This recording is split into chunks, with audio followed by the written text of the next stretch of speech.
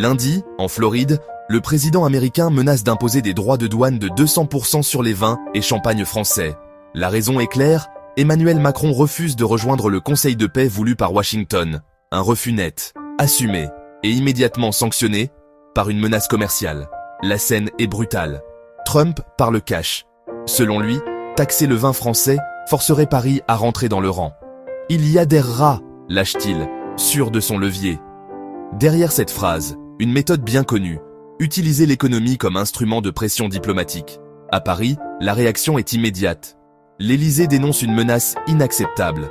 Le gouvernement parle d'une tentative inefficace et dangereuse d'influencer la politique étrangère française. La ministre de l'Agriculture monte au créneau. Viser la viticulture, déjà fragilisée, revient à attaquer un symbole, un fleuron, un secteur stratégique. Mais l'épisode ne s'arrête pas là.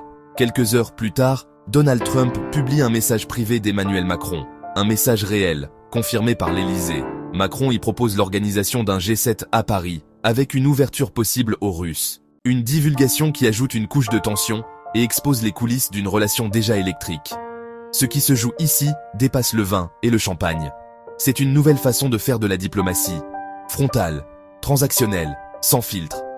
La question n'est plus seulement économique, elle est politique, stratégique, européenne. Si ce genre d'histoire t'intéresse, abonne-toi. On parle tous les jours du Maroc et du monde ici.